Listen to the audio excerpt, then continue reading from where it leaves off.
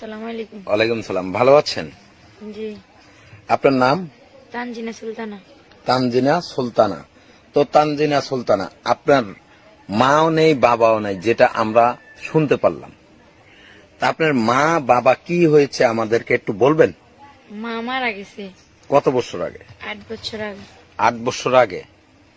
তো আপনার বাবা? বাবা নিখোঁজ। বাবা নিখোঁজ কতদিন থেকে? 3 বছর থেকে। 3 বছর থেকে নিখোঁজ, না অন্য কোথাও বিয়ে করেছে বাবা? অন্য কোথাও বিয়ে করেছে। বিয়ে করেছে।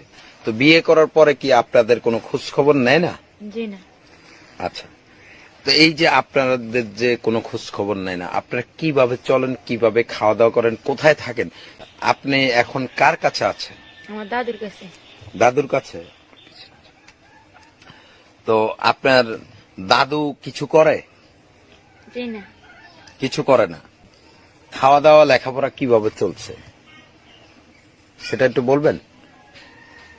কিন্তু অবসর সময়ে মানুষের কাজ করি, কারো হাই পাতিল, কারো ছেলে মেয়ে দেখাশোনা করি, কারো অনেক ঘরের কাজ করে, দিলে কিছু দেয়, দিলে খাই, না দিলে মাদ্রাসে চলে যাই। আচ্ছা, তো আপনি কি এই যে খাওয়া দাওয়া ঠিকঠাক ভাবে করতে পারেন? জি না। ঠিকঠাক ভাবে খাওয়া দাওয়া করতে পারেন না? জি না। তো আপনি এখন কোন ক্লাসে পড়ালেখা করছেন? ক্লাস 8-এ। ক্লাস 8-এ? জি। আচ্ছা, তো এই যে ক্লাস 8 পর্যন্ত আপনার বাবা 3 বছর আগে যখন আপনাদের কাছ থেকে চলে গেছে, তখন কি আপনার বাবা লেখাপড়ার খরচ দিত? আগে দিত, কিন্তু এখন আর বাবা অনেক মা অনেক কেউ দেয় না, কিন্তু বাড়ির আশেপাশে কেউ সাহায্য করে। বাড়ির আশেপাশের মানুষগুলো সাহায্য করে? জি। আচ্ছা, তো ওই সাহায্য দিয়ে কি আপনাদের চলে?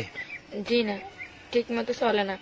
অনেক সময় ক্লাসে সবাই ফিস বেতন দেয়, কিন্তু আমি দাঁড়াই থাকি, খাতা কলম মেলে মাদ্রাসা যেতে পারি না।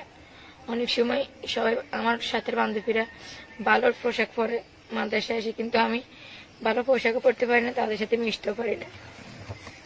তো আপু, এই যে মা নেই বাবাও নেই, আজ লেখাপড়া করতে আপনার কি কি ধরনের প্রবলেম গুলো হয় সেটা একটু আমাদেরকে বলেন। ক্লাসে স্যারেরা কয় নতুন ক্লাস উঠলে গাইড কিনতে, খাতা কলম কিনতে, কিন্তু স্যাররা বাড়িতে কয় কি বাবা মারে কইতো যে গাইড কিনে দিতে, কিন্তু সবাই সবার বাবা মারে বলে। আমি দাদুর কাছে আসলে দাদু নিজে কাঁদে, হ্যাঁ কান্দা দেখে আমি কিছু বলতে পারি না। অনেক কষ্ট করে পড়ালেখা করতেছি আর কি। এরপরে খাতা কলম এগুলো কোনো সময় কেউ দেয়, না দিলে অনেক সময় স্যাররাই সাহায্য করে, অনেক সময় হ্যারও দেয় না। কারণ গেছে বছর আমি 80 সেন্টার দিতাম, কিন্তু 600 টাকা আমি 80 সেন্টার দিতে পারি না, 1 বছর গ্যাপ গেছে।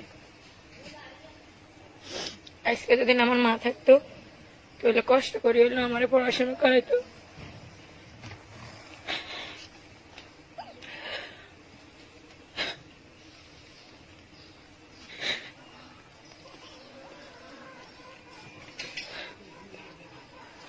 দর্শক, আপনারা দেখছেন মেয়েটা আসলে মাও নেই বাবাও নেই, অনেক কষ্টে, তার যে কষ্টের কথাগুলো মাকে অনেক মিস করতেছে, এই জন্য সে কান্নায় ভেঙে পড়ে গেছে। আসলে মা তো জনম দুঃখিনী, যে মা সন্তানকে কখনো কষ্ট দেয় না, মা সন্তানকে বুকে নিয়ে থাকে। বাবা চলে যেতে পারে, মা কখনো সন্তানকে বুক থেকে ছাড়ে না। তো এই মেয়েটি তার মা এবং বাবা দুজনকেই হারাইছে।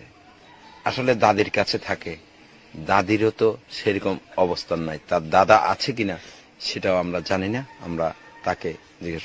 আচ্ছা, আপনার দাদা আছে? জি না। দাদা মারা গেছে? জি। কত বছর আগে? মা মরণের 1 বছর পর দাদা মারা গেছে। মানে আপনার মা মারা যাওয়ার 1 বছর পরে আপনার দাদা মারা গেছে? জি। আচ্ছা, তো আপনার বাবা যখন বিয়ে করে চলে যায় তখন কি এই পর্যন্ত আপনাদের কোনো খোঁজ খবর নিয়েছে? জি না। নেয়নি। আপনারা চেষ্টা করছেন? জি। তো চেষ্টা করে তাকে পেয়েছেন? জি, জানতে পারছি আর কি। পরে কি বলছে? হ্যাঁ, সাথে কোনো কথা হয়নি, কিন্তু যেখানে থাকে ওইখানে আমার ভাইয়ার আর কি দেখছিল, তারপরে এখান থেকে খোঁজ খবর আনছি। আপনার ভাইয়েরা বলতে? আমার বাড়ির আর কি। বাড়ির? জি। হ্যাঁ। হ্যাঁ হ্যাঁ, এখানে কাজ করতে গেছিল, তো আব্বুরে দেখছে। পরে? পরে দেখছে আর কইছিল আর কি, কিছু কয় না। কিছু বলে না। আসলে লেখাপড়া কি এখন কি আপনি ঠিকঠাক ভাবে চলবে? মনে তো হয় না। কারণ কি? কারণ এখন আমার মাও নেই, বাবাও নেই, দাদু আর কিরকম ভাবে চালাইবে। কিন্তু আমি চাই আমি মানে পড়ালেখা উচ্চ শিক্ষা শিক্ষিত হয়ে একজন অ্যাডভোকেট হইতে আর কি। মানে একজন অ্যাডভোকেট হতে চান?